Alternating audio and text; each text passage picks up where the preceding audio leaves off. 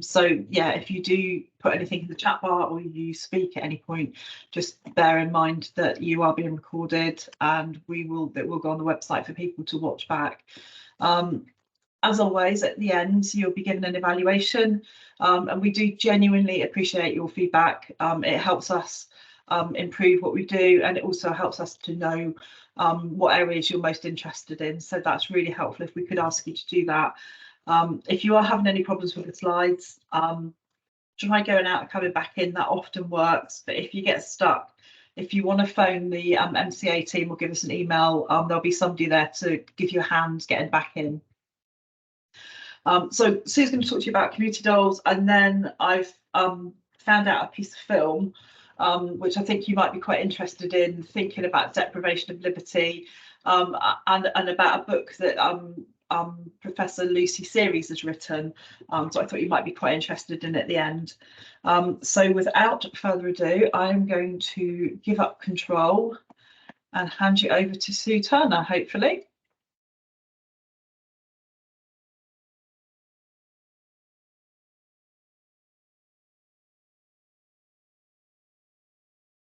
Hi, hello, good afternoon.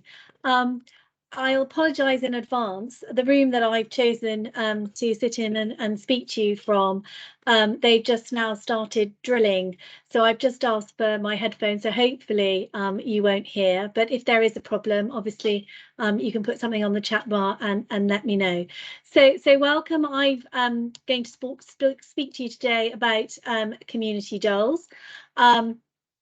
And I'm just, Holly, the slides are really, really small. Is it possible to make them? If you hold down control and scroll with your mouse, hopefully that will help. That's much better. I can actually read the text now. So I'm Sue Turner. I'm a senior solicitor at Dorset Council, and involved in giving advice in relation to Court of Protection proceedings, which includes the community DoLS applications. Before I start, you will be aware that there are changes to the legislation, and the liberty protection safeguards are coming in at some point once the Code of Practice has been approved. And as you know, it's out for consultation at the moment. So all of this will change once the Code of Practice is signed off and we are moving to the new liberty protection safeguards. But until they do, this applies in terms of community DoLS applications. So deprivation of liberty safeguards, as they are at the moment, so DoLS, there are two separate processes under the deprivation of liberty safeguards. For people in care homes, hospices and hospitals, they currently have their deprivation of liberty authorised under a standard authorisation. And for those people who are cared in the community settings, such as supported living arrangements and domestic settings, there needs to be a community DoLS in place. That will change, as I say, when the liberty protection safeguards come in and the code is approved, but this is the position at the moment. So, how to determine if someone is deprived of their liberty. So you will, I'm sure, be aware of the Cheshire West case, which seems to be an old case now, 2014. The Supreme Court established the acid test, which must be fulfilled prior to depriving somebody of their liberty. So the acid tests, you need to be certain that the adult in question lacks capacity to consent to their care and treatment, is under constant supervision and control, and is not free to leave. So all three have to apply when you are determining whether somebody is deprived of their liberty. So if the acid test is met, in terms of the local authority, will check the arrangements to ensure that everything that is happening is in the person's best interest and cannot be done in a less restrictive way. And that's in relation to sort of any care that that individual is receiving, and in terms of whether or not they're allowed out into the community or not. I should say on their own. So I've put together two sort of scenarios for you. And the scenarios are to determine whether the individual fulfills the acid test, so yes or no. So I will take you through both of them. So scenario one, so Zed is an 80-year-old man with a diagnosis of dementia. He lives in his own home in Dorset and is believed to have now lost the mental capacity to make decisions as to his residence and care. Zed's care package provides for carers to attend 4 hours a day to assist with personal care and daily living tasks. So that's the cooking and cleaning. And Zed has a door sensor to alert his family when he leaves his home, both day and night. And is also required to wear an alarm device, which is like a pendant at all times for his safety. Carers check after each visit that Zed is wearing his pendant and put it on him if he's taken it off. And on one occasion, Zed left his home at midnight and his daughter, who lives nearby, was alerted by the sensor. She immediately went to look for her father and guided him back home. So applying the acid test, should Zed be subject to a community DoLS order? So just for a little bit of interaction, if you want to put your hand up if he does and keep it down if he doesn't.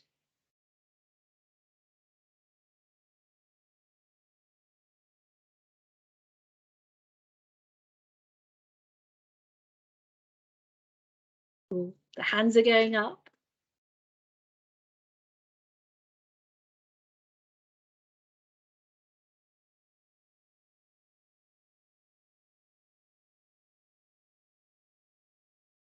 Okay, so we have, oh, it's still going.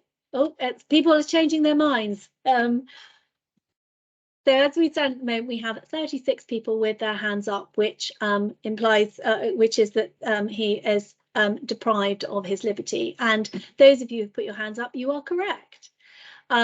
So if you think about the acid test under constant supervision and control, not free to leave and lacks capacity, and that in this scenario would therefore apply. So a community DoLS application would need to be applied for so that his deprivation of liberty is authorised. So a bit more interaction if you want to all take your hands down, because we have scenario number 2 now. So this is a little bit longer. So X is a 30-year-old woman with a diagnosis of severe learning disability and epilepsy. Since the age of 16, X has resided. X has resided at Drake Manager, a specialist learning disability care home in Dorset, on a permanent basis as her behaviours and seizures became too difficult to manage in the family home. In April 2018, Drake Manor was deregistered and converted into a supported living accommodation. At that time, it was considered to be in X's best interest to remain residing at Drake Manor as a supported living arrangement in a flat with 2 other service users. X receives support on a 1 to 3 basis. X requires prompting with personal care and daily living tasks and requires one-to-one support in administering her medication. During night time, 2 carers are present at the supported living accommodation in cases of emergency, and X has access to keys to her flat. Twice a week, X attends her local church for morning service. However, sometimes X does not return until late afternoon as she enjoys going for lunch with other church users. On one occasion, X has not returned to Drake Manor by early evening, which was not her normal routine, and the carers called the police, who located X and returned her to Drake Manor. So again, applying the acid test, should X be subject to a community DoLS order? So again, if you want to raise your hand if you think yes, or keep it down if you think no.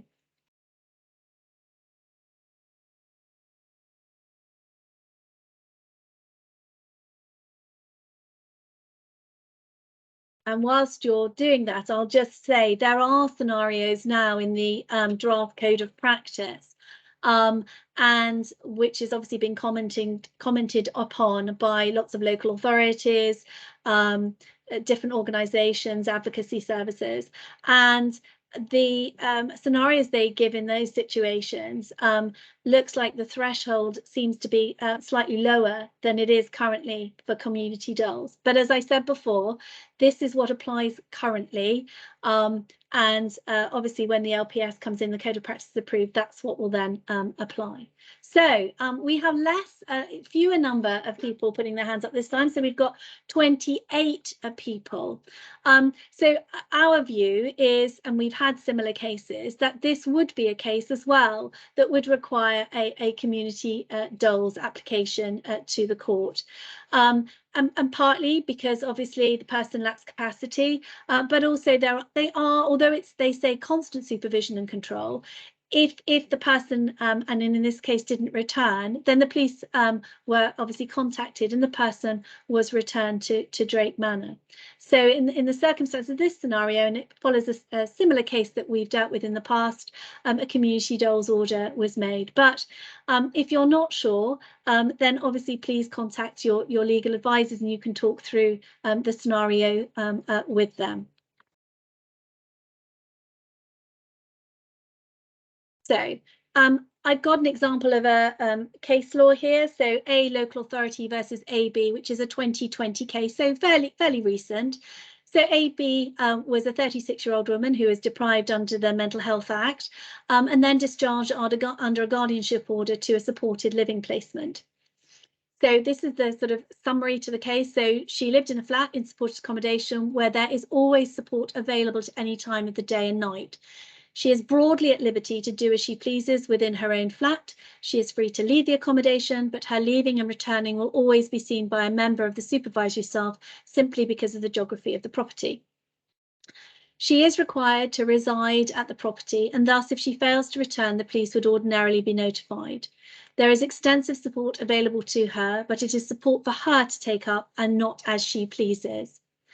She has a long record of being unable to look after her own accommodation, and accordingly staff will enter her flat for the purpose of inspecting, cleaning or repairing. Indeed, they'll often wait for her to leave in order to do that so as to cause the least possible distress to her. And it follows that they have access to her property whenever they think fit. So the judge in this case considered the circumstances to be at the borderline, and in his judgment, the circumstances did amount to a deprivation of liberty. And his summary of his judgment is, and I'll obviously read it, it seems to me that the question of supervision and control must be viewed in the context of the prescribed condition of residence.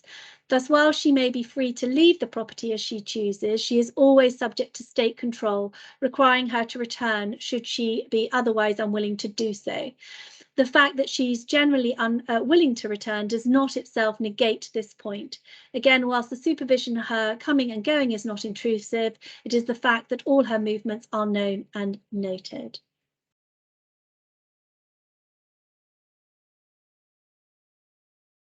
So, community DoLS application. So if an adult is being deprived of liberty and they fulfill the acid test, which we went through in the second slide, the local authority are aware of that adult who is residing within a community setting. The local authority must apply to the Court of Protection for an authorisation of that deprivation.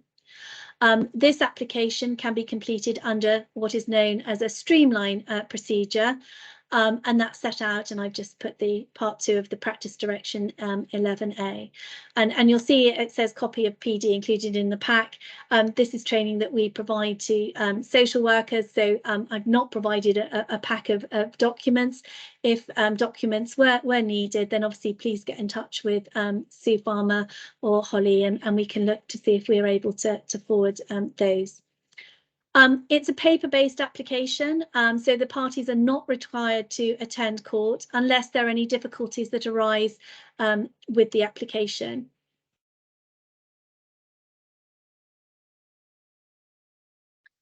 So when you are looking at a streamlined process, it may not be appropriate in some circumstances, even if somebody is living in a community setting and obviously can't be made subject to a standard authorisation, which they would be if they were in a care home or a hospital. So the circumstances where you would not be making a streamline application and will be looking at a welfare application, so that's the Section 16 application to the Court of Protection, would be where there is any objection by P, so that's the individual, or any relevant person to the application. So P themselves may be objecting to the restrictions that are being put in place in terms of the level of supervision, say. So that would not be an appropriate application using the streamlined process. And as I said, it would be an application under Section 16. Any failure to comply with the requirement to consult with P and or other relevant people in P's life to canvass their wishes, feelings and views. So there is a requirement to consult, and if that's not complied with, then the court will hoik it out and list it for a hearing.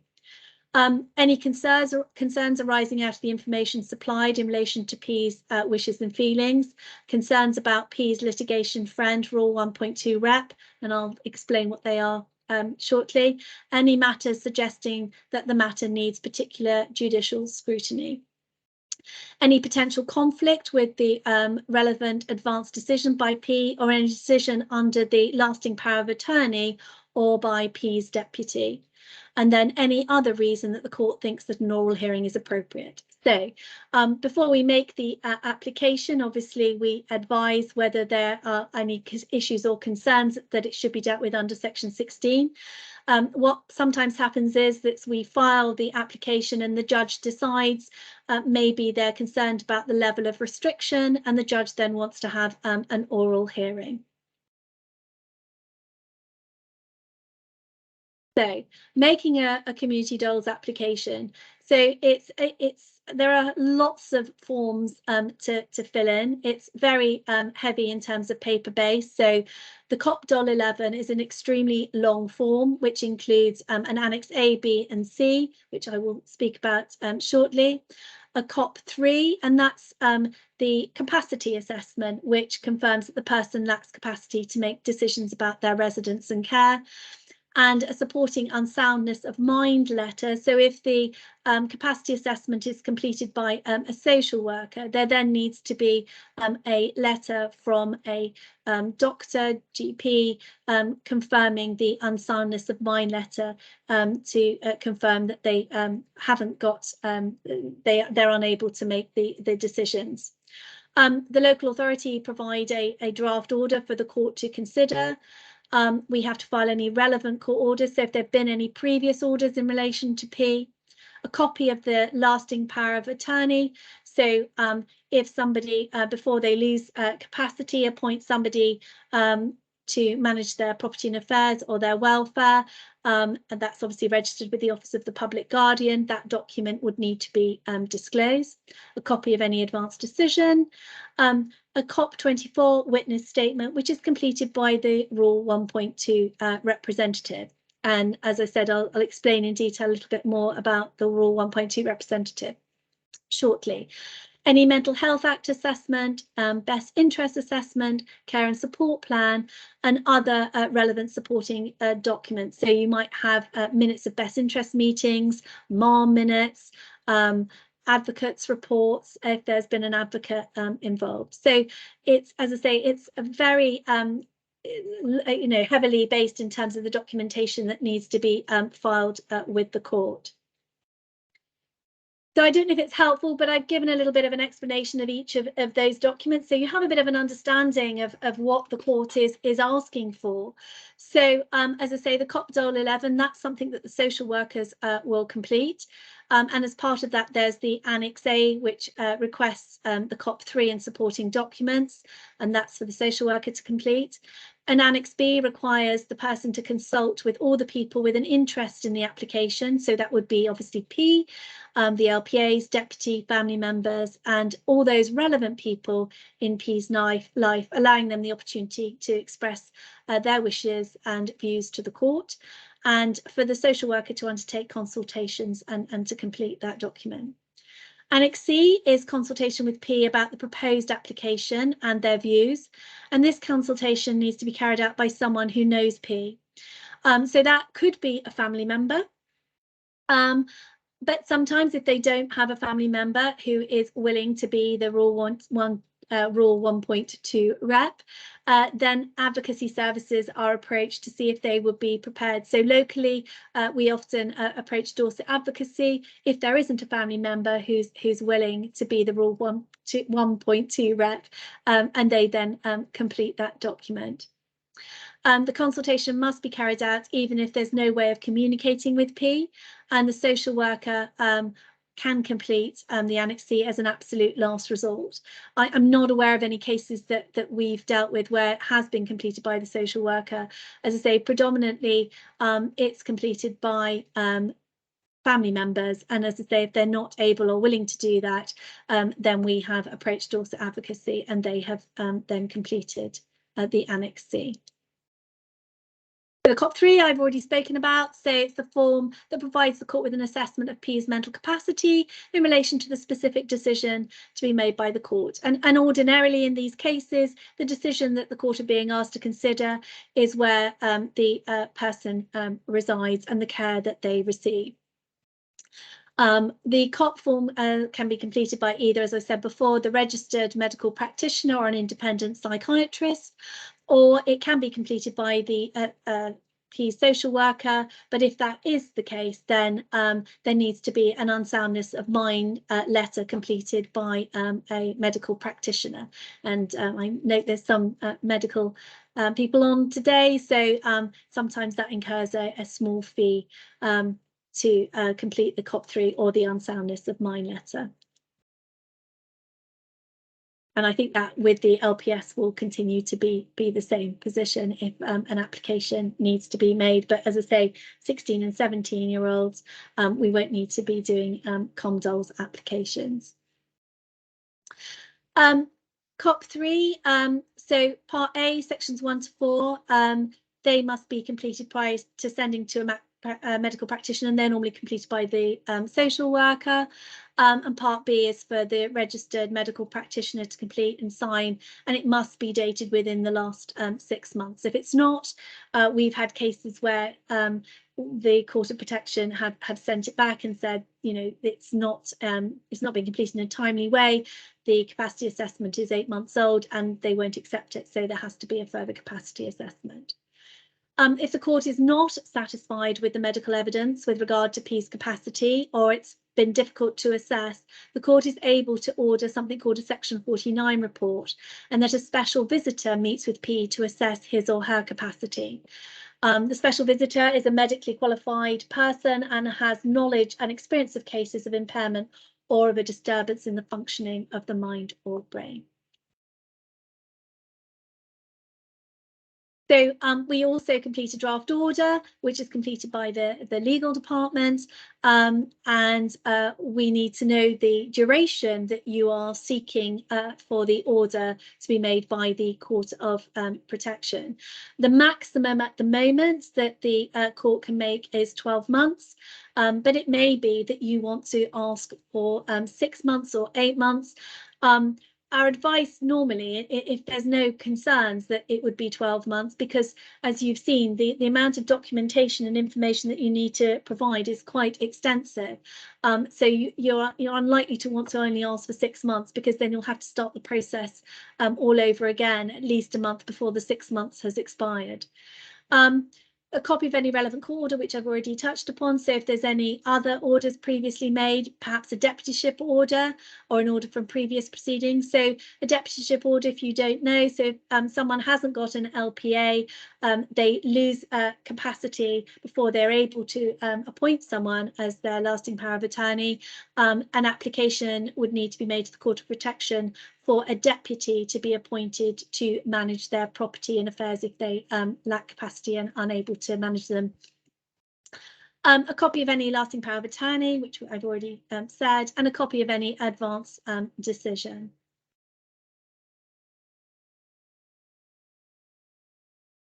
So I won't go into loads of details. So the Rule 1.2, so the representative's witness statement, there is a template that we have provided for those who are producing those statements, which sets out what they need to include. And as I said, the role is usually undertaken by someone close to P, family member, who's willing to act as an advocate. And if there is no one, then an independent advocate is appointed.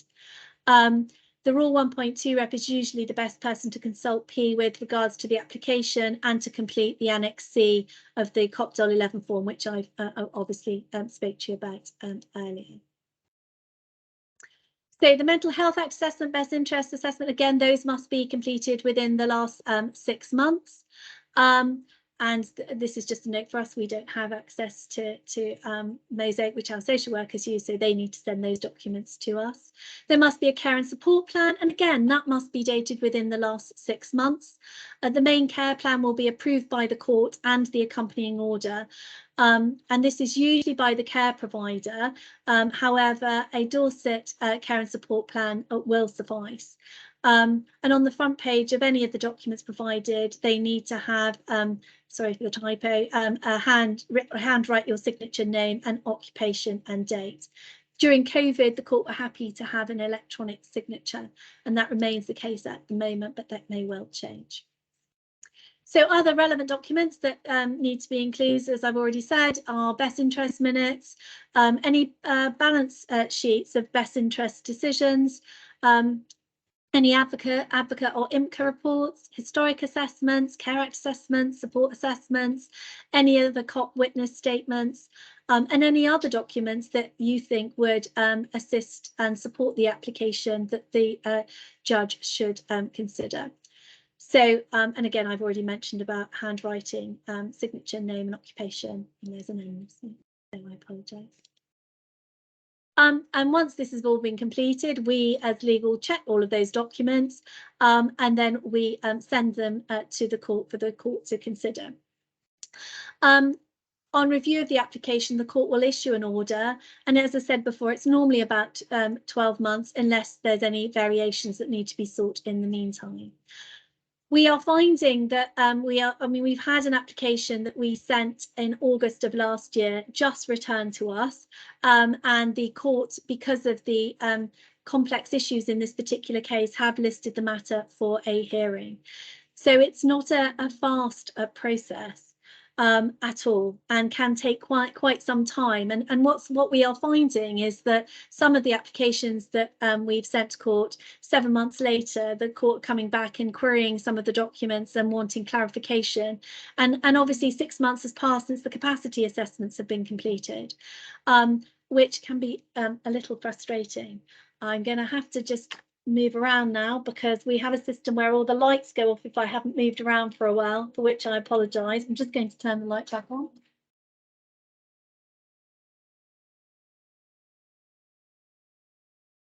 And the orders that the court make, as I said, can be up to 12 months. What they normally say as well is that after a month before the order is to expire, we then need to file a further application, and that means filing all of the documents that we had previously provided, but obviously updated, and new Capacity Act assessments. So there's an awful lot of work involved with these applications, and they're extremely time consuming. If during that 12 months of the community DoLS order being in place, the restrictions that are in place become more restrictive, you have a responsibility to take the matter back to the court for those to be approved by the Court of Protection. If it's an emergency situation, the court allows you to put them in place as a matter of urgency, but you then need to make the application to the court. If you know that you're planning further restrictions, then you need to make that application before you put those restrictions in place. Okay, so what's the risk of non-compliance? So in the case of LB Barnett v JDO, which is a 2019 case, Her Honour Judge Hilda, who is the head judge for Court of Protection, considered that the local authority's duty of full and frank disclosure, failure to consult all relevant persons, and a failure by the local authority to apply for a review application until 6 months after the expiry of the previous order. She said the streamlined procedure was conceived and implemented with full acknowledgement of its dependence on the conduct of the party who makes the application, as demonstrated by the express inclusion of the duty of full and frank disclosure in the practice direction. This duty is foundationally to ensuring the right reliability and completeness of information put before the court, and therefore foundationally to compliance with Article 5. It must be understood as any such person or public body who avails themselves of this procedure. The duty of full and frank disclosure is a serious and onerous obligation that applies to litigants and their legal advisors alike. As far as I'm aware, this duty has not previously been the subject of judicial scrutiny in the context of deprivation of liberty authorisations, but in other contexts, and applicable principles are well settled. I have no doubt that had the application in November 2018 been made on the COP1 as a disputed welfare issue, it would have been put before the urgent business judge and would have been listed for a case management conference within something like 28 days of issue. Instead, the first listed hearing was not until the 21st of March 2019. The very real consequence of the applicant's approach was delay and a longer period of unauthorised deprivation of JDA's liberty. So, in summary, if you know you have a case where there isn't agreement, someone is objecting, the streamlined process isn't an appropriate way to proceed. So you need to be full and frank, and it should be then a Section 16 welfare application, because as I've already indicated, the ComDoLS, because it's a paper-based exercise, takes quite some time for the court to actually consider the applications. And in this case, clearly, this particular individual was deprived of their liberty for quite some time, and an appropriate application with full and frank disclosure should have been made in a timely way. So in order to continue a lawful DoLS after the 12 months order, a full renewal application, as I've already said, will need to be submitted to the COP at least 1 month in advance of the order's expiration. So, for example, if the order was made on the 1st of September, the deadline for submitting the renewal to the COP would be the 1st of August 2021, with an order expiring on the 1st September 2021. The process of review is the same as an initial application, as I've said before, except the court will additionally require an updating COP24 witness statement from the social worker. And this is to provide an update to the court on P's circumstances, how the care plan has been reviewed, and views on whether it continues to be in P's best interests. So another example of non-compliance. So the London Borough of Harrow v AT and DT's 2017 case. The local authority were ordered to make a review application within 12 months. The matter returned to the court 15 months later and no review application was brought. And as a result, the local authority were ordered to pay half the cost of the official solicitor's cost. So the official solicitor is someone who's sometimes appointed by the Court of Protection to represent P within proceedings. Again, Her Honour Judge Hilda emphasised the purpose of the review requirement is to provide procedural safeguards against arbitrary deprivation of liberty and so avoids the violation of the state's positive obligation under the Human Rights Act, and that failure to apply for a review seriously undermines the effectiveness of any safeguards. So explanations for failures to comply, like human error or holiday season, she has stated, are wholly inadequate, and such conduct on part of a public body cannot be overlooked. And finally, very hot off the press. So on the 22nd of June, Her Honour Judge Hilda handed down her judgment, which provides guidance on cases that deal with 16 and 17-year-olds and the re-ex procedure. So a 16 and 17-year-old who's under constant supervision control, not free to leave, not subject to any Children Act proceedings, would need to have their deprivation of liberty authorised. And it's not been very clear whether or not a streamlined process is appropriate for 16 and 17-year-olds. So we were seeking guidance, all legal advisors were seeking guidance from the judge as to whether or not it is appropriate to use the streamlined process, because there have been a number of cases that have gone before her where she has immediately taken them out quite quickly and listed them for hearing. We're pleased to note that there's nothing wrong in making a streamlined application, unless, obviously, as I've said before, the person is objecting. We haven't sought the wishes and feelings of those involved with P, or anyone involved with P is objecting. it is still appropriate to make a streamlined application. However, what the judge has said is basically the court is unlikely to consider the streamlined procedure is appropriate for authorisation of deprivation of liberty in the living arrangement of 16 and 17-year-olds.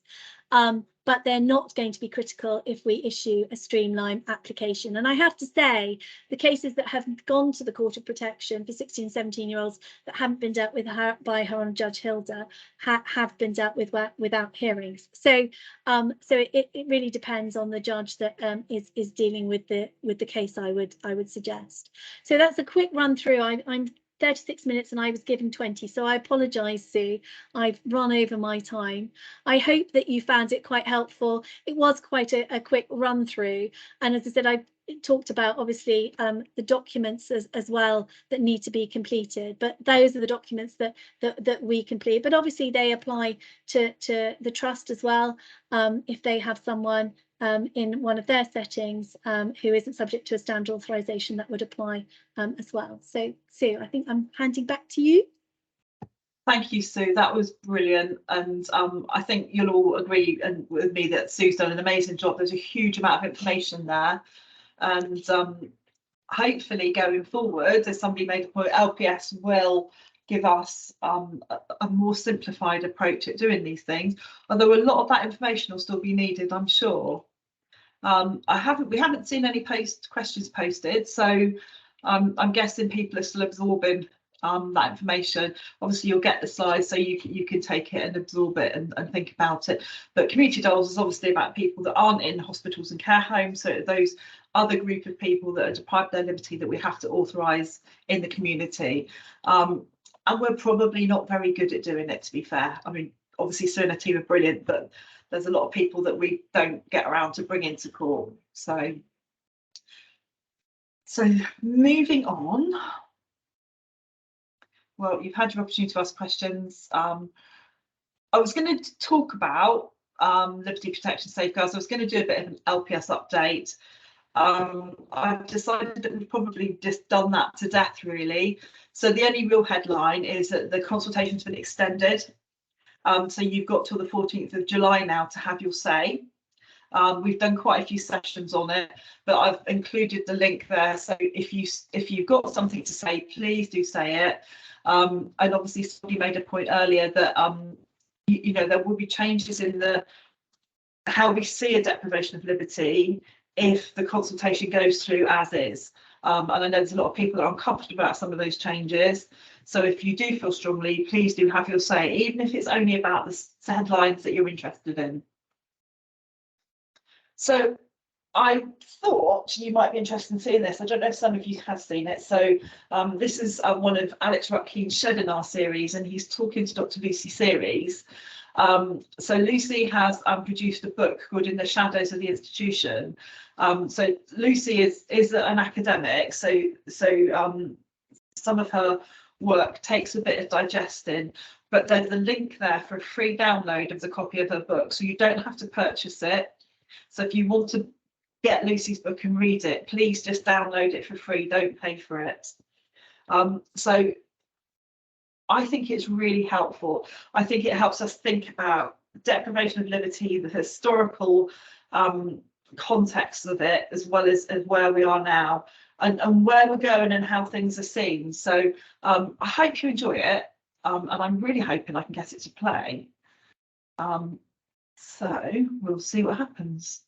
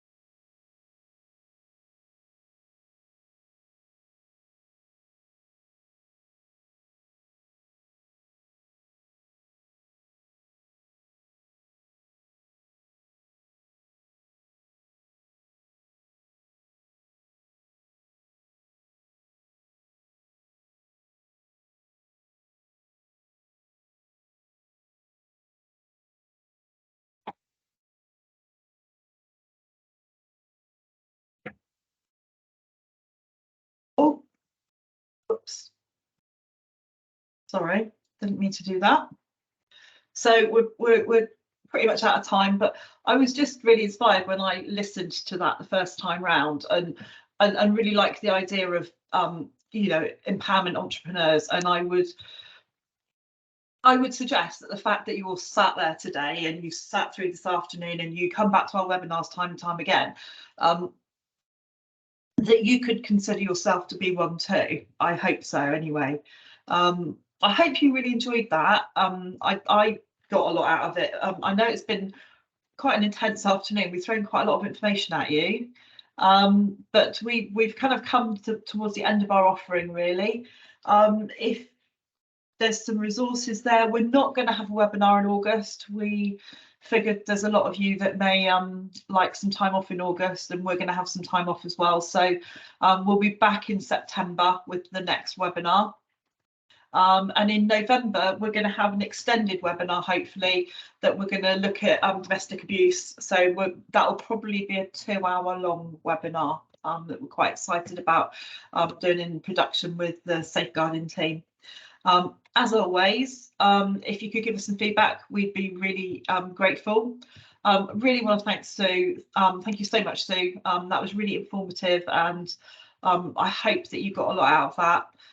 Thank you so much for your participation today. Again, we've had numbers you know, up around 80 people, so that's brilliant to have so many of you along, and have a good rest of the day. Thank you.